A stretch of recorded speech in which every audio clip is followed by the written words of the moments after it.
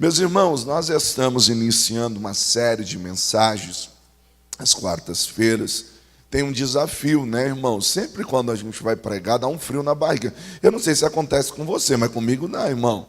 Dá um frio na barriga, né? Mas nós estamos aqui para pensar um pouquinho sobre a vida ministerial, uma série de mensagens pensando sobre a nossa vida ministerial.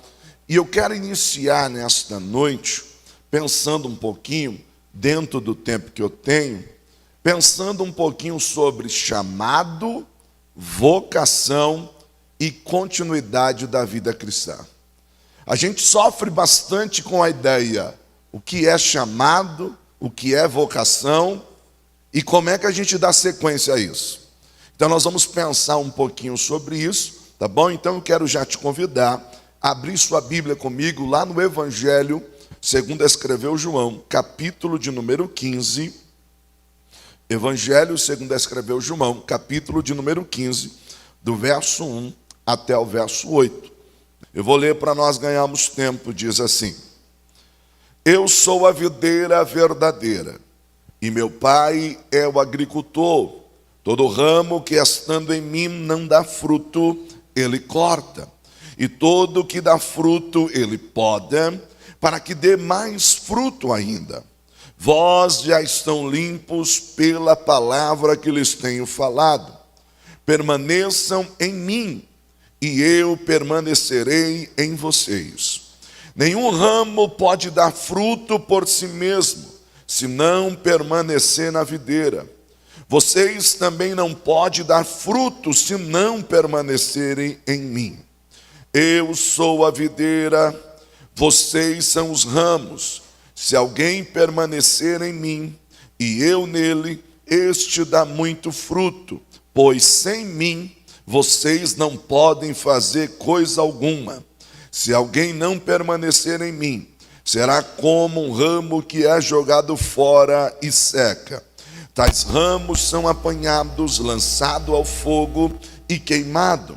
Se vocês permanecerem em mim, e as minhas palavras permanecerem em vocês, pedirão o que quiseres, e lhes será concedido. E o meu Pai é glorificado pelo fato de vocês darem muito fruto, e assim serão os meus discípulos. Amém, queridos? Texto tão lindo, né? Curve sua cabeça, oremos mais uma vez. Soberano Deus, eterno e poderoso, Pai, os teus servos já têm nos apresentado em tuas mãos, mas mais uma vez após ler a tua palavra, Deus, eu quero pedir que o Senhor prepare os nossos corações a entender aquilo que o Senhor quer falar conosco nesta noite. Nos faça crescer, nos faça amadurecer e frutificar para a glória do teu nome. Amém e amém. Queridos, como eu disse a princípio nessa série de mensagens, nesta quarta-feira, neste primeiro momento, eu queria pensar com vocês sobre a ideia de chamado, vocação e continuidade ministerial. É interessante porque eu não sei se algum de vocês já viveu esse dilema. Que dilema, pastor? Algumas perguntas são gritantes. Eu não sei se eu fui chamado para pregar ou se eu fui chamado para cantar. Já fez essa pergunta antes? Aí de vez em quando alguém ouve você cantando e alguém diz assim: vai estudar a Bíblia, que eu acho que é melhor você pregar. Talvez você já fez aquela pergunta: será que eu fui chamado como missionário? O que é ser um missionário? O que envolve ser um missionário? Ou mesmo, será que eu tenho chamado para alguma área do ministério? Ou a pergunta básica: será que eu fui chamado para alguma coisa? Eu nem sei se eu fui chamado para alguma coisa. Eu já lidei com obreiros que eles chegaram para mim e disseram assim: pastor, o senhor é professor de teologia e eu fui consagrado na minha igreja, mas posso conversar com o senhor no particular? Assim, claro. Eu nem sei se eu fui chamado para alguma coisa. Então são perguntas e questões que às vezes mexem conosco. A nível de introdução, eu acho que para nós compreendermos essa ideia de chamado e vocação, nós precisamos voltar àquilo que é a Bíblia. Por quê? Porque o mundo corporativo fala muito sobre chamado, vocação, mas quando nós pensamos numa chamada e vocação dentro do contexto eclesiástico, a nossa fonte de regra é a Bíblia. Nós precisamos nos voltar para a Bíblia. O mundo corporativo nos ensina muita coisa, e isso de modo algum é ruim, é bom. A grande questão é que eu posso ser um grande profissional e mesmo assim não saber lidar com questões ministeriais. Então, quando nós pensamos em chamado e vocação, primeiro ponto que eu quero abordar com vocês nesta noite: chamado. Pastor, o que é chamado? Quando nós falamos sobre chamado, é necessário nós entendermos que quando nós falamos de chamado, há pelo menos duas dimensões acerca do chamado. A primeira dimensão é o chamado relacional, e a segunda dimensão é o chamado funcional. Então vamos lá, quando nós falamos sobre chamados, precisamos de entender que há pelo menos duas dimensões. Primeira dimensão, nós falamos de chamado relacional, e a segunda, chamado funcional. Pastor, o que é isso?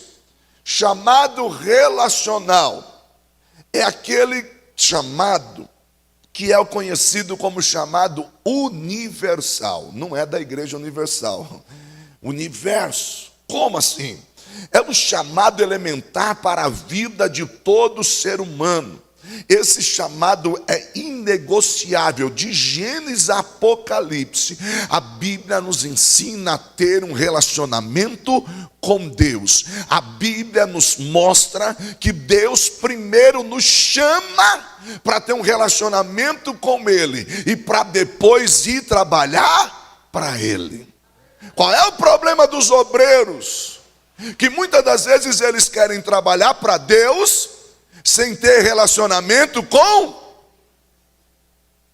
Essa é uma questão muito complicada, porque é possível fazer algo para Deus e não ter relacionamento com Deus. Isso é preocupante. Sabe por que é preocupante?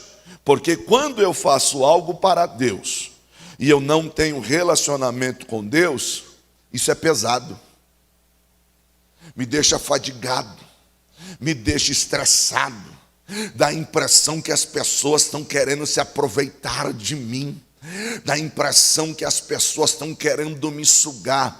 Mas quando se constrói primeiro um relacionamento com Deus, você entende, eu não faço para ser visto, eu não faço para ser lembrado, eu não faço para ser notado, eu faço porque Ele me chamou, porque eu tenho um relacionamento com Ele. Quando nós olhamos sobre isso, gente, o primeiro chamado relacional registrado na Bíblia está lá em Gênesis 3, 8 e 9.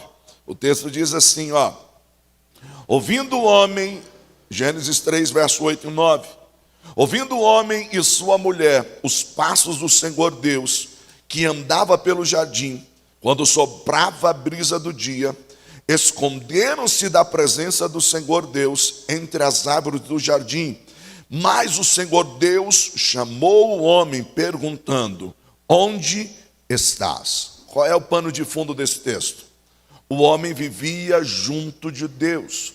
Todos os dias, na viração do dia, Deus vinha para ter o seu momento relacional com o homem. O que acontece? O pecado, você conhece a narrativa bíblica, e existe um detalhe interessante: o pecado vai sempre nos roubar do lugar de encontro com Deus. O pecado vai sempre te levar para longe do lugar de encontro que você tem com Deus.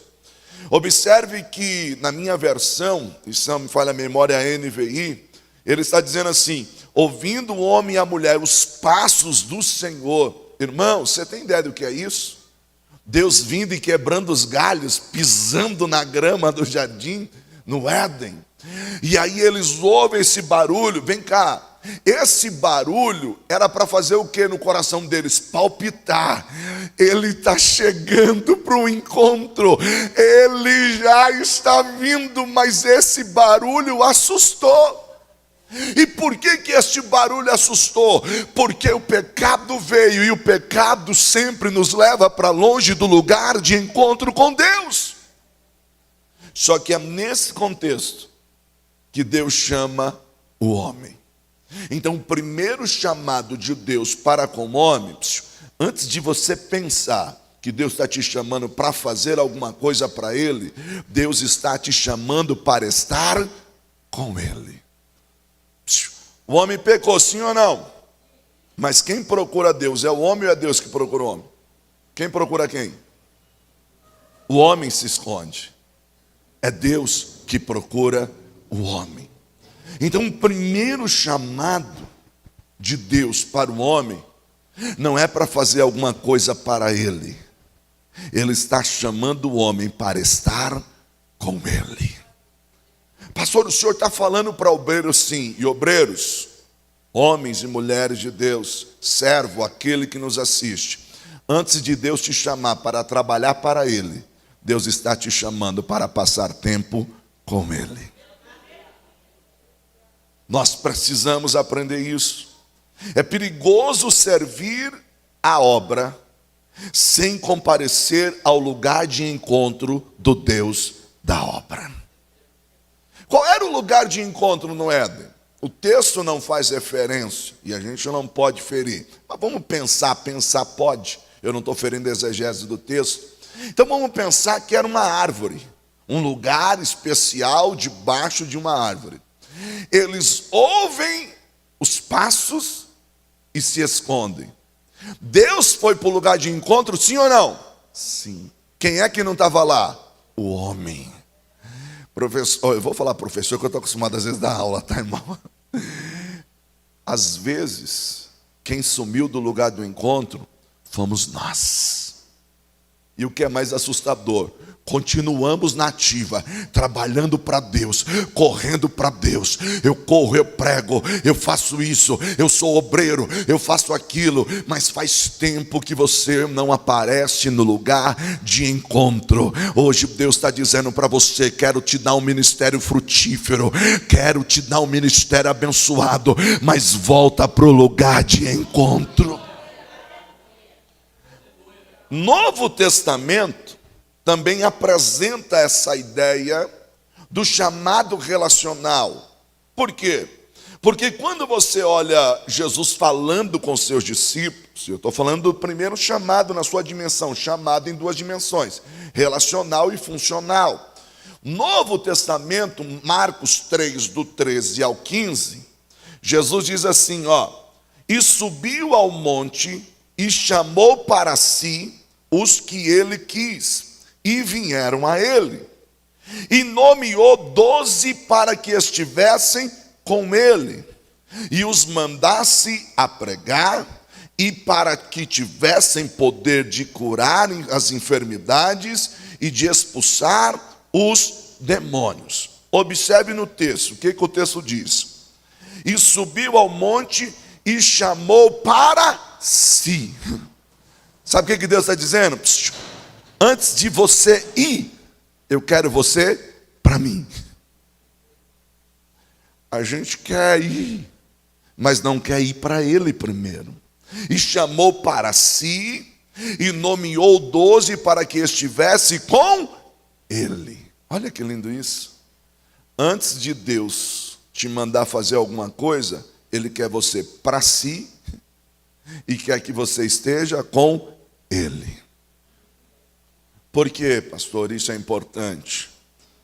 Porque curar enfermidades, expulsar demônios, é resultado de quem antes esteve com Ele. Sabe por que às vezes o nosso ministério fica infrutífero?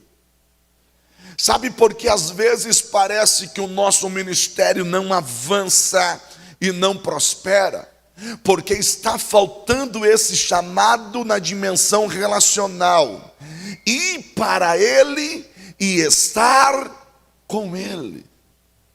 Pastor, então, aonde que é esse lugar? Irmãos, é a sua particularidade. Tem gente que ama o monte. Ele vai lá e se esconde no meio do mato e é o tempo que ele consegue ter esse chamado relacional. Outros não dá o monte, porque ele mais conversa no monte do que ele ora. Que aí ele passa lá embaixo no Mac Monte, aí toma um cafezinho ali, aí conversa com o outro no trailer, entra ali na lojinha para ver um CD. Aí deu 40 minutos, ele nem subiu ainda. Quando está no meio do caminho, ele encontra mais uns 3. Ele conversou, mas não teve. Então, às vezes, para ele é a sua casa, é o seu quarto.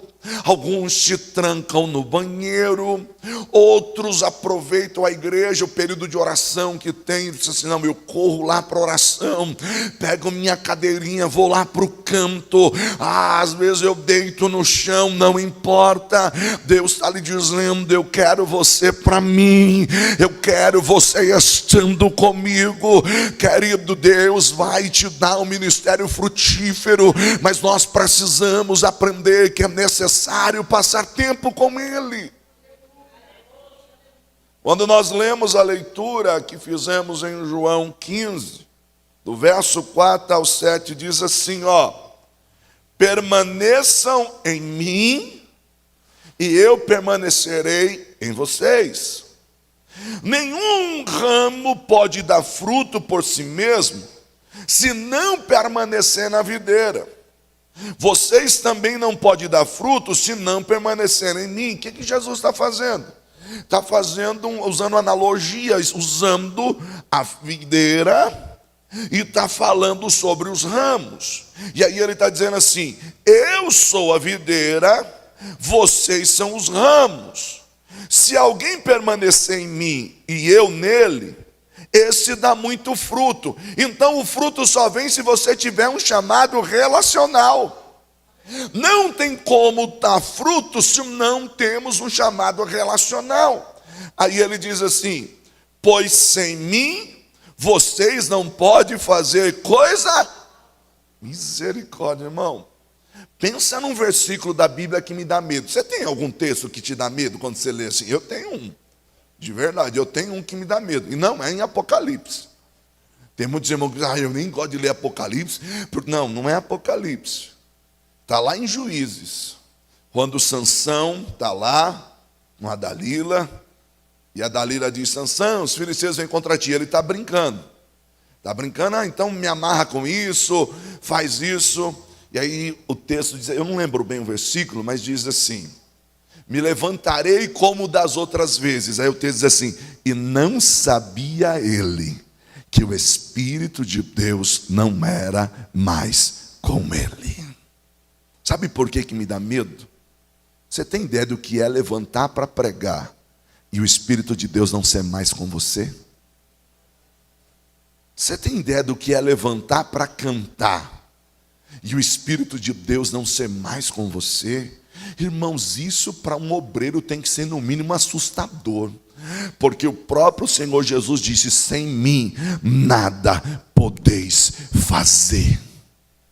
Sem Deus nós não fazemos nada. Aí ele continua, se alguém permanecer em mim, será como um ramo, se alguém não permanecer em mim, será como um ramo que jogado fora seca.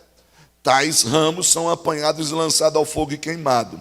Se vocês permanecerem em mim e as minhas palavras permanecerem em vocês, pedirão o que quiserem e vos será concedido.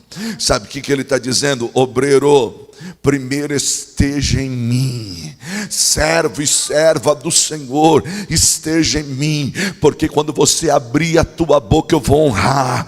Quando você se levantar em oração dizendo, Deus, cura esta irmã, eu vou te honrar. Aí ele está dizendo para os discípulos, venham para mim, estejam comigo e depois vão, cure os enfermos, expulse os demônios. Sabe o que ele está dizendo? Vou te levantar como obreiro para fazer a diferença. É tão tremendo isso. Então, primeiro, eu preciso ter um chamado relacional. Por quê? Porque um galho sozinho não frutifica. Ele só frutifica se ele estiver enxertado. Tem que estar no tronco. O Senhor está dizendo, eu sou a videira e você é o galho. Sem mim, você é um galho seco caído no chão. Quantos ministérios estão secos, morrendo, porque já não tem mais o tempo de relacionamento com Deus? E não me tome por ofensivo nesta palavra, porque ela primeiro fala comigo. Você sabe que é possível nós nos acostumarmos. O ser humano é de fácil adaptação. Por exemplo, você tem uma dor, imagina que você vai ao médico e o médico diz para você assim, escuta, infelizmente, essa dor é uma dor crônica. O senhor vai ter que se acostumar a viver com essa dor. No primeiro mês ela está te incomodando muito. No segundo mês você às vezes esquece dela. No terceiro mês, quando alguém encontrar com você, diz assim, e a dor? É mesmo, né? Eu nem lembro, eu sei que está aí, mas você se acostumou. Na vida, é possível nós nos tornarmos familiarizados e não sermos mais íntimos. Isso afeta o nosso casamento. Isso afeta os nossos relacionamentos. Nós somos familiarizados, mas não somos mais íntimos. E quando nós falamos do relacionamento de um servo de Deus, eu posso estar familiarizado. Familiarizado com o quê? Eu sei tudo que acontece numa igreja.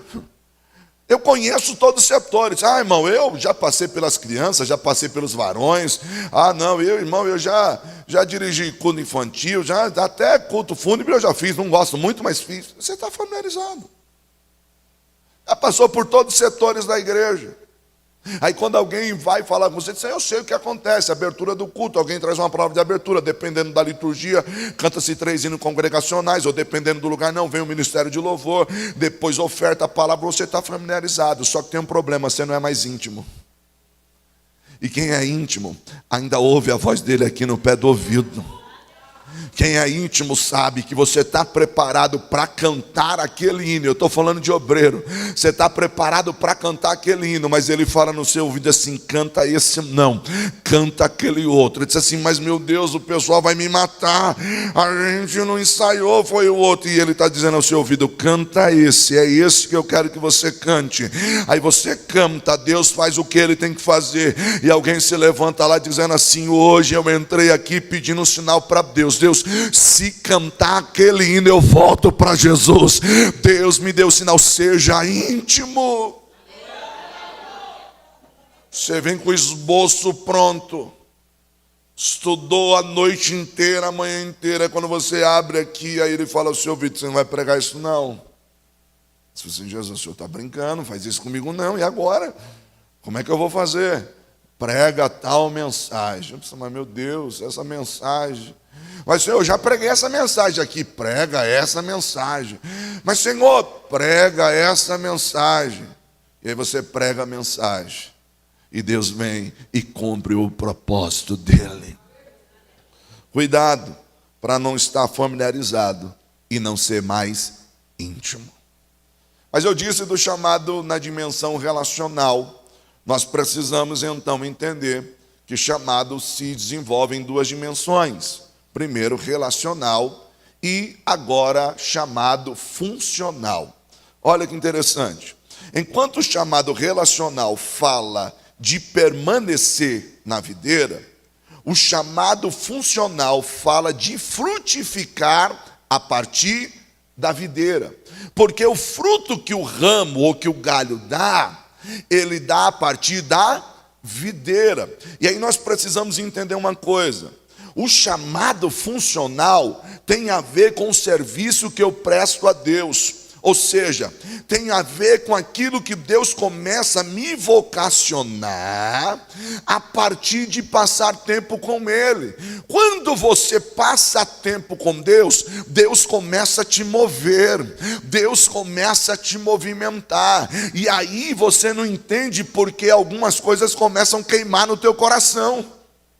Isso é engraçado.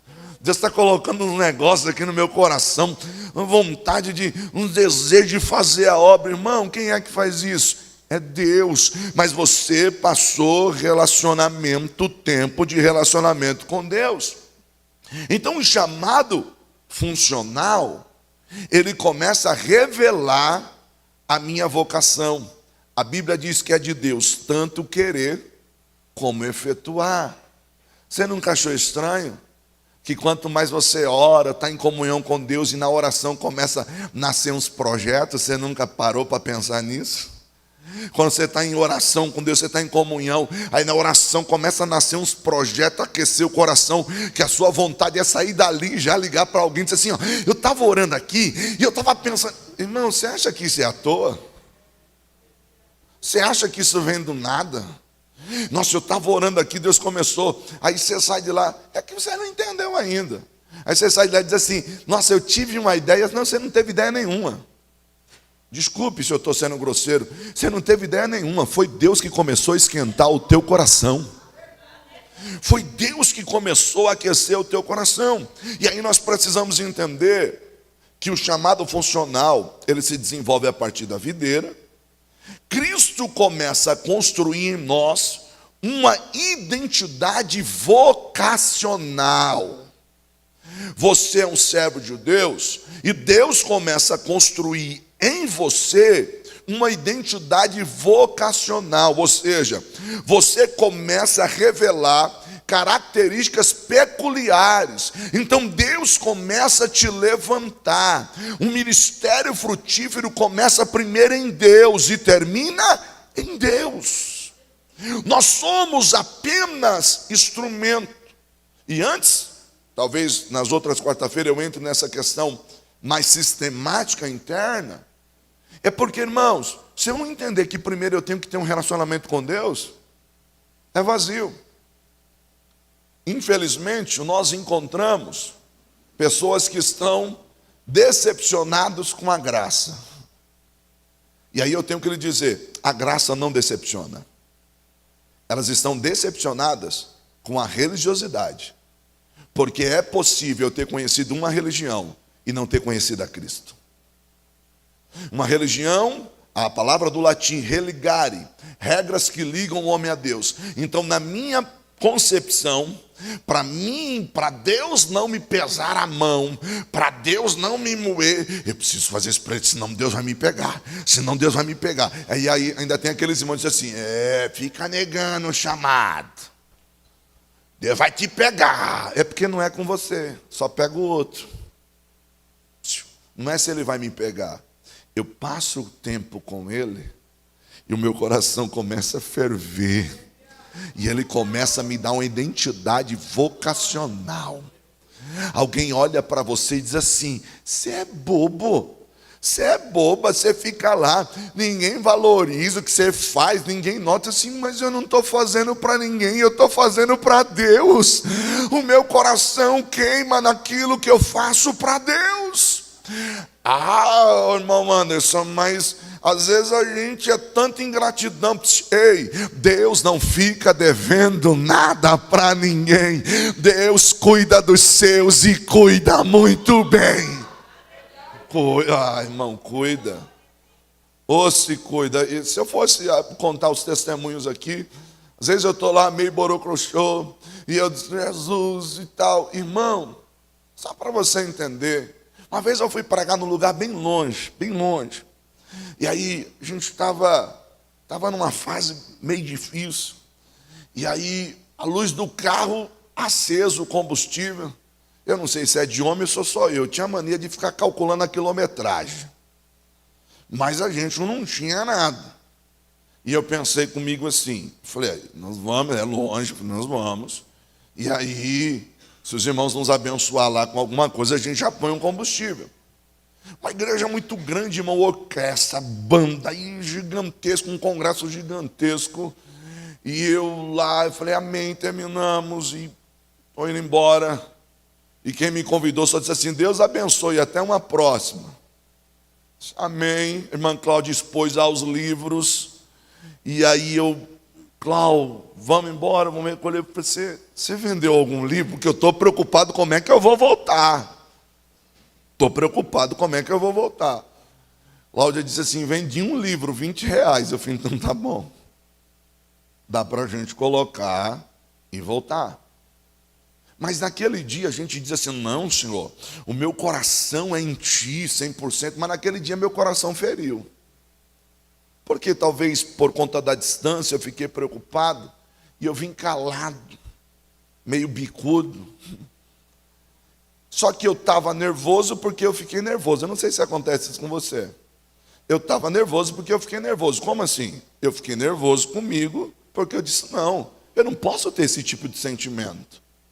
Então eu fiquei nervoso porque eu estava nervoso, né? Não sei se você entendeu né? Eu estava nervoso porque eu fiquei nervoso e voltei com poucas palavras. Quando entrou em casa, eu chamei a minha esposa no quarto, eu falei: vem cá, eu precisava conversar, precisava pôr para fora. E eu disse: Cláudio, eu nem falei isso na frente dos meninos, porque eu não quero jamais na minha vida que eles se movam por qualquer outra coisa, se não seja por amor a Deus. Mas eu disse: Cláudio, meu coração fechou. E eu estou aqui para conversar com você que eu fiquei triste porque eu fiquei assim, eu não queria ter ficado assim. E ela disse: calma, Anderson, talvez foi por conta da necessidade, a preocupação, porque o teu coração fechou. Eu falei: não, mas eu fiquei muito mal, eu não queria ter ficado assim. E nós fizemos uma oração. Fizemos uma oração e eu disse: Deus, me perdoa se o meu coração foi para qualquer outro lugar, se não seja o propósito de servir ao Senhor. Irmãos, fizemos aquela oração. Quando foi no dia seguinte, logo pela manhã, meu celular toca, da única pessoa que comprou o livro e tinha o telefone. E ele disse assim: escuta, eu tinha voltado de viagem e fui lá visitar minha sobrinha naquela igreja. E Deus falou comigo: eu preciso fazer algo por você. O senhor tem um número de Pix aí para me mandar? Irmãos, e aquilo que Deus usou ele para nos mandar, supriu a minha necessidade. Mas eu ainda precisava cobrir algo. E aí fui pregar à noite. Quando eu estou no culto, eu vejo que a Cláudia levanta e vai até a secretaria. E uma irmã lá pegou e falou assim: irmã Cláudia, Deus mandou fazer algo agora. E tem que ser agora. Levou ela até a secretaria e também lançou uma semente sobre as nossas vidas que ia suprir a outra necessidade. Por que eu estou contando isso para você? Porque, queridos, Deus não fica devendo nada para ninguém. Ele é Pai, nós não fazemos como um assalariado para receber algo em troca, mas nós fazemos porque entendemos que antes estamos nele, e quando estamos nele, ele nos vocaciona para trabalhar para Ele. Então, se você se move como obreiro para ser visto, para ser lembrado, desculpa, vai ter dia que vão agradecer todo mundo e vão esquecer o teu nome. Vão esquecer. E o que você vai fazer se esquecer o seu nome? Eu nunca mais volto nessa igreja. Falaram do nome do fulano, falaram do nome do ciclano, mas não falaram o meu. Então nós precisamos entender que Deus nos dá uma identidade vocacional. Então, primeiro, chamado relacional, eu preciso estar com Ele, e o chamado funcional. A partir dele, ele começa a gerar em mim uma identidade vocacional. O que eu começo a fazer para Deus, Deus está me construindo. Então, queridos, não é simplesmente o que eu quero ser, é o que Ele me chamou para ser. Aí olha que lindo isso. Então nós entendemos um pouco, pelo menos em tese, a ideia do chamado. Então, pastor, o que é a vocação? Embora à luz do dicionário, vocação seja uma inclinação, ou uma tendência, ou uma habilidade que um indivíduo tem em determinada área, carreira ou profissão, a gente não entende vocação dentro desse contexto. A vocação ministerial, ela tem uma conotação um pouco mais profunda. Por quê? Porque ela é revelada a partir do chamado. Não confunda a vocação ministerial com ter uma profissão. Por quê? Porque eu posso ser um belo de um profissional lá fora, mas ser um péssimo obreiro. Ser um péssimo obreiro. Então, a minha vocação ministerial, ela se manifesta a partir do meu chamado em Deus. Eu estou em Deus para um relacionamento, Ele começa a gerar em mim por meio do chamado funcional, eu começo a trabalhar para Ele, e a partir daí Ele começa a construir em mim uma identidade vocacional. O mais lindo de tudo isso é que é possível eu me mover na minha carreira, seja ela secular, com o meu chamado vocacional, ministerial. Como assim? Irmãos, você pode ser um doutor, um advogado, mas você é um advogado cheio do Espírito Santo. Aí eu sou uma diarista, cheia do Espírito Santo.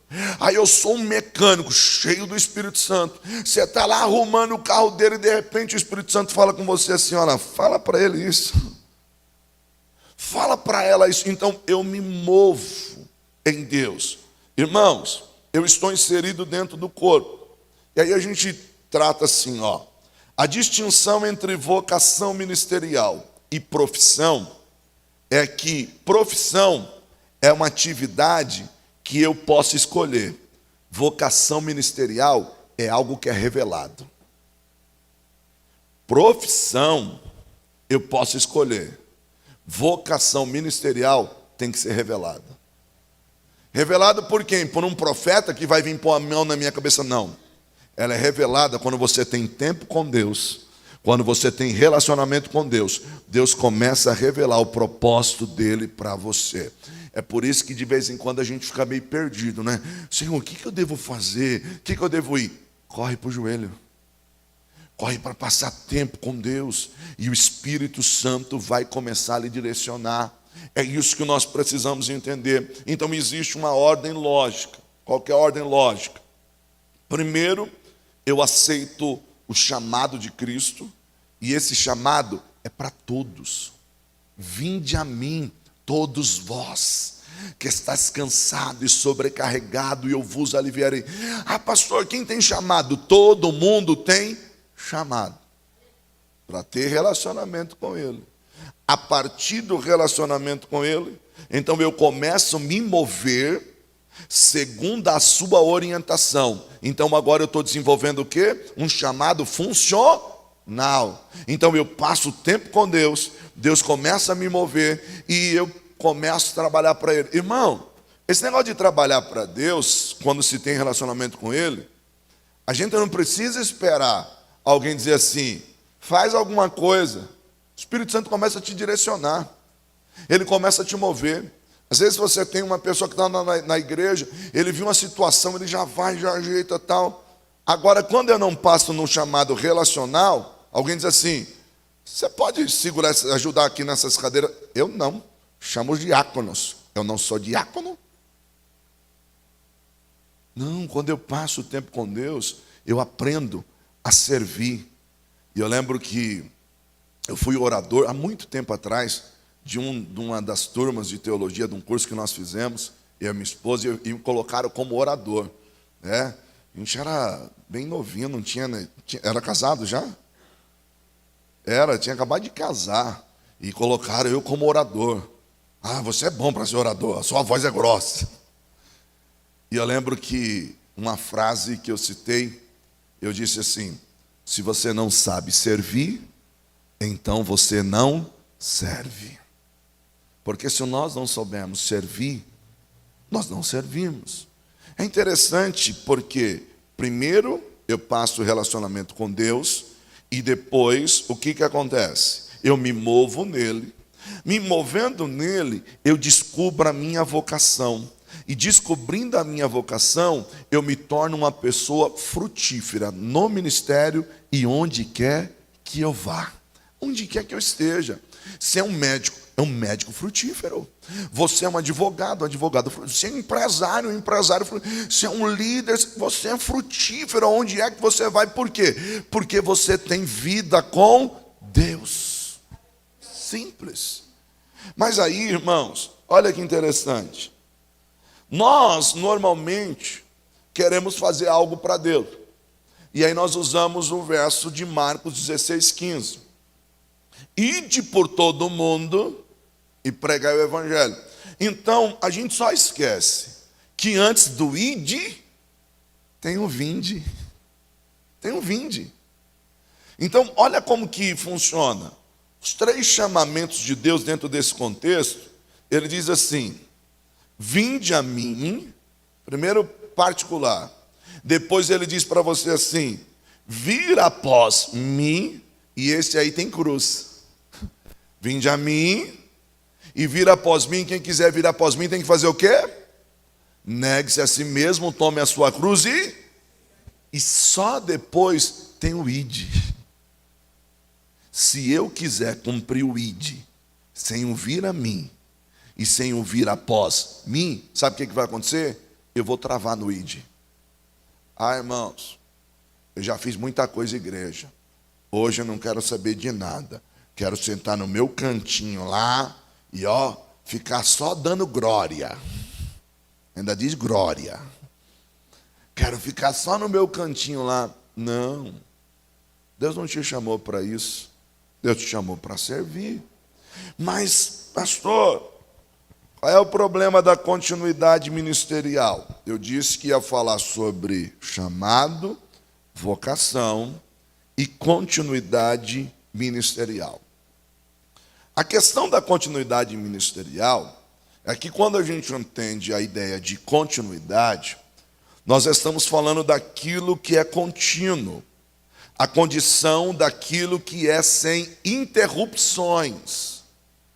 Conhece alguém que começou na caminhada ministerial todo empolgado e depois desanimou? Já ouviu falar de alguém, mesmo que seja bem longe?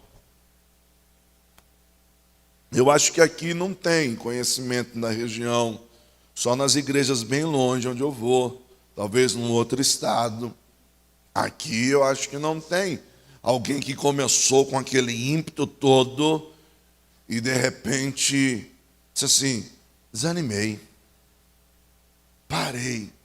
O que nós precisamos compreender com relação a isso? É que o apóstolo Paulo, ele vai nos ensinar princípios para que nós demos continuidade. Porque eu tive um chamado, eu me senti a minha vocação, eu comecei a me desenvolver dentro desse ministério, mas por N motivos eu me desanimei, eu me entristeci, aconteceram algumas coisas que me desanimaram, e vou lhe dizer, vão acontecer coisas, acontecem coisas, mas quando nós entendemos quem nos chamou, quem nos escolheu, nós não podemos deixar que essas coisas nos travem. Então, quando eu olho para o apóstolo Paulo escrevendo a carta aos Filipenses, capítulo de número 3, verso 13 e 14, ele diz assim, irmãos, não penso que eu mesmo já o tenha alcançado, mas uma coisa eu faço, que esquecendo-me das coisas que para trás ficam, avançando para as que estão adiante, prossigo para o alvo, a fim de ganhar o prêmio do chamado celestial de Deus em Cristo Jesus. Olha o que ele está dizendo: a fim de ganhar o prêmio do chamado celestial de Deus em Cristo Jesus. O chamado começa onde? Chamado celestial de Deus. Então percebe, eu volto lá para a minha fala inicial. Primeiro Deus te chama para estar com Ele, e depois Deus te chama para trabalhar para Ele. Obreiro que quer trabalhar para Ele, sem ter relacionamento com Ele, vai ser um obreiro que vai dar problema. Mas eu sou um pastor, tudo bem.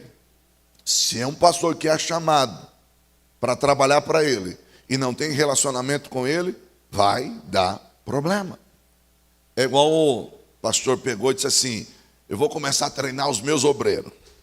Pegou um moço, 13, 14 anos, disse assim: você vai ficar na porta, recepcionando, vai lá, vem, alinhadinho, o menino foi lá, arrumou um terno maior que parecia do Didi, os ombros todo grande, mas estava lá, bonitinho, alinhado, com uma prancheta na mão, parecia um delegado. Quando o povo entrava, aí vem o pregador da noite, convidado. O pregador vem entrando, aí o moço, orientação do pastor, e ele, agora sou obreiro. O senhor é crente? Sou pastor. Sim. O senhor é crente? Sou pastor. Não, tudo bem, o meu pastor é crente. Eu queria saber, o senhor é crente? Pode ser pastor, mas nem sempre quer dizer que é crente. Tem muito pastor por aí que não é crente. Sou pastor, não, tudo bem, mas o senhor é crente? Meu pastor aqui é crente. O senhor é crente? Irmão, tem muita gente preocupada com título. Está só preso ao título. Mas olha aqui que Paulo vai nos dizer, o apóstolo Paulo. E ele começa no verso 13, a parte A, dizendo assim: irmãos, quanto a mim não julgo que haja alcançado. Qual é a lição que Paulo está nos dando para nós, para darmos continuidade no ministério? Primeira lição, a consciência de que não estamos prontos. Sabe quem é que está dizendo que não está pronto? O Paulo, irmão. Se o Paulo está dizendo que não está pronto, imagina o Anderson. Mas por que o Paulo não está pronto? O capítulo inteiro, Paulo está falando do conhecimento de Cristo. E Paulo está dizendo assim, irmãos, quanto a mim não julgo que haja alcançado. Ele tem consciência de que ainda não está pronto. O que implica dizer que somos seres humanos em construção. Deus está trabalhando em nós, trabalhando por nós, e vai trabalhar através de nós. Não fica triste não, se ainda não está pronto. Deus tem muita coisa para fazer através da sua vida e para fazer na sua vida. Queridos, quando eu penso que estou pronto, olha que interessante isso. Quando eu penso que eu estou pronto, isso me leva a um ideal de perfeição, um perfeccionismo. A pergunta é, será que eu estou pronto mesmo? Será que eu sou perfeito? Tem obreiro que ele muda o versículo, bendito seja eu, santificado seja o meu nome. Tem obreiro que chega assim e diz para o grupo que ele dirige, sem mim nada podeis fazer. Só que o Paulo está dizendo, eu não estou pronto. Irmãos, eu não julgo que haja alcançado. Paulo tem humildade para saber que não está pronto. E não está pronto, queridos, não é achar que não vale nada, não está pronto a entender. Deus tem infinitamente mais. Deus tem coisa grande, Deus tem coisa valiosa. Você já viu coisa boa no teu ministério? Vai ver muito mais. Você já viu Deus usando a tua vida? Vai ver Deus usando muito mais. Deus está te usando lá na empresa, vai te usar muito mais. Deus está te prosperando, vai prosperar muito mais. Estou pronto não. Aí ele diz assim, irmãos, segundo princípio, irmãos, quanto a mim. Primeiro, ele tem consciência de que não está pronto. E segundo, ele tem consciência que só pode falar por ele. Irmãos, quanto a mim. Olha, um tal dos obreiros diz assim, precipitaram. Esse aí não está pronto não. Aquele ali não está pronto não. Olha o Paulo está dizendo assim, gente, eu sei que eu não estou pronto, mas sei também de uma coisa, só posso falar de mim. Irmãos, cuidado, porque tem muita gente que não está continuando na vida ministerial, porque está olhando para o outro. Ninguém faz, por que eu vou fazer? Ninguém vai, por que eu vou? Ninguém está indo, você não é ninguém. Sua mãe já dizia para você, você não é todo mundo. Lembra disso não? Sua mãe dizia para você, você não é todo mundo. Então Paulo está dizendo, eu só posso falar por mim. Qual a importância de eu falar por mim? É que eu faço uma introspecção, ou seja, eu olho para mim e digo assim, eu sei que não estou pronto. E aí eu vou para um terceiro princípio. Qual é o terceiro princípio?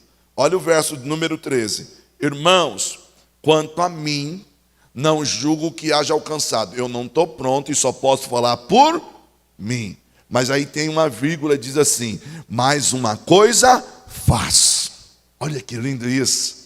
Alguém que foi chamado por Deus, alguém que foi vocacionado por Deus, ele está dizendo: eu sei que eu não estou pronto, e eu sei que eu só posso falar por mim, e como eu olhei e vi que não estou pronto, eu vou fazer alguma coisa. Meu irmão, não está bom o ministério? Faz alguma coisa. Não está bom o casamento? Faz alguma coisa. Não está boa a vida financeira? Faça alguma coisa.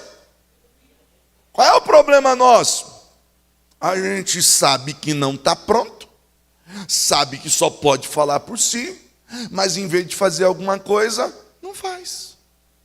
É inteligente nós identificarmos aonde estamos falhando, mas é tolice se não fizermos alguma coisa para mudar. Então eu preciso entender que é necessário fazer alguma coisa. E o que é que o apóstolo Paulo vai fazer? Verso 13 ainda. E ele diz assim: irmãos, quanto a mim, não julgo que haja alcançado, mas uma coisa faço. O que é que você faz? É que esquecendo-me das coisas que atrás ficam. O que é que ele está nos ensinando? Eu preciso aprender a lidar com o passado. Você sabe por que muitos obreiros não avançam? Porque estão presos ao passado. A sua vida passada te paralisou. Tudo que você vai fazer para Deus, mas é que antes eu... Não, querido, Deus está fazendo coisa nova. O que você foi não interessa mais, porque Deus está formando você uma nova criatura. Mas eu preciso me resolver com o meu passado. Você sabe por que tem obreiro que não frutifica em determinada igreja? Porque lá atrás ele foi ferido. Ah não, depois do que eu passei, se eu te contar a minha história, aí alguém vem e diz assim: irmão, você não quer nos ajudar? Não, eu quero, mas eu não quero me envolver, porque eu já fui ferido, eu já fui, mas você precisa lidar com o seu passado. O que não te matou, e não é jargão de pregador, o que não te matou, te deixou mais forte, te trouxe experiência. Porque, irmãos, não é o que lhe acontece que te traz experiência, é o que você faz com aquilo que lhe acontece que te dá experiência. Então tem muita gente: já vivi muita coisa, legal, o que você fez com tudo isso que você viveu? Nada. Então não é experiência. Experiência é você saber extrair lições daquilo que você viveu, daquilo que você enfrentou. Aí quando você olha um obreiro que aprendeu a lidar com o seu passado, sabe o que ele faz? Diz assim: irmão, eu já tomei muita paulada nessa vida, mas eu aprendi, e eu vou continuar fazendo para Deus aquilo que Deus me chamou para fazer com excelência. Faça o seu melhor. Aí olha o que ele diz. Verso 13: esquecendo-me das coisas que atrás ficam, avançando para as que estão adiante de mim. O que Paulo está nos ensinando num quinto princípio? A consciência de que é preciso avançar. Você precisa crescer, você precisa amadurecer. Obreiro que não quer avançar, obreiro que não quer amadurecer, obreiro que não quer crescer. Irmão, tem obreiro que continua brigando pela cadeira que ele senta. Graças a Deus aqui não tem, só nos lugares bem longe onde eu vou. Ele chega, ele sempre senta naquela cadeira. Aí vem alguém que não sabia e sentou. Irmão, tem muitas cadeiras vazias, mas ele fica assim, ó. Onde é que eu vou sentar agora? Aí alguém diz assim: irmão, o irmão não vai sentar. Não tem lugar, não tem lugar. A gente se prende a detalhes. É preciso avançar, é preciso crescer. Irmão, tem hora a gente toma tanta paulada. Às vezes alguém com falta de sabedoria usa algumas expressões que até te machucam. Mas o que você vai fazer? Você vai parar? Não, continua. De vez em quando a gente ouve algumas coisas, né? Por exemplo, já aconteceu isso umas 2 vezes, pregar num congresso, aí terminei de pregar, e para a glória de Deus foi uma bênção, mas eu fiz a exposição da palavra, e alguém pega o microfone depois de mim e diz assim, irmão, hoje foi uma bênção, né? Mas ontem, misericórdia. Imagina o pregador, irmão, que acabou de pregar. Disse assim, o que eu vim fazer aqui? Só que se você não entender que Deus te chamou para um propósito, você vai sair mal. Irmão, não é nem a metade do que eu poderia lhe falar que a gente enfrenta no campo aí do dia a dia. Sabe? Você está pregando dentro do horário e alguém vem abrir a água para você assim, diz assim, chega, eu não quero te ouvir mais. E aí você continua pregando. Eu ouvi alguém dizendo assim, quando eu disse isso, se fosse comigo eu tinha parado, eu não ia pregar mais em lugar nenhum. Eu falei, então, mas eu não faço mais a minha vontade. Não é mais sobre mim. Então o que nós precisamos entender? É preciso avançar. Verso 14, Paulo diz, esquecendo do 13, esquecendo das coisas que estão para trás ficam, avançando para as que estão adiante de mim. Verso 14, parte A diz assim, prossigo para o alvo. O que nós precisamos entender? A consciência de que não pode tirar os olhos do alvo. No dia que você tirar os olhos do alvo, que é Cristo, você vai começar num declínio. Ah, mas o irmão, mas a irmã, mas o fulano, alvo, Cristo, Cristo, alvo, Cristo. Você está aqui, Deus te chamou para servir, o alvo, Cristo. Por que você faz? O alvo, Cristo. Por que você está servindo? Alvo, Cristo. Eu olho para Cristo. E aí eu quero pensar com você numa última lição, aquilo que Paulo vai nos ensinar. Verso 14. Prossigo para o alvo, pelo prêmio da soberana vocação de Deus em Cristo Jesus. Qual é a 7ª lição que Paulo nos dá? A consciência de que há uma recompensa. Tudo aquilo que você faz tem uma recompensa. Tem uma recompensa. Existe um prêmio. Meus irmãos, sede firmes e constantes, sempre abundante, sabendo que o vosso trabalho não é vão no Senhor. Você sabia que tem uma recompensa? Há uma recompensa. A questão é o seguinte: se você parar agora, se você desistir agora, você nunca vai saber o que Deus tem preparado para você. Então sabe qual é o meu conselho? Você foi chamado, você foi vocacionado, então continue, porque Deus te chamou.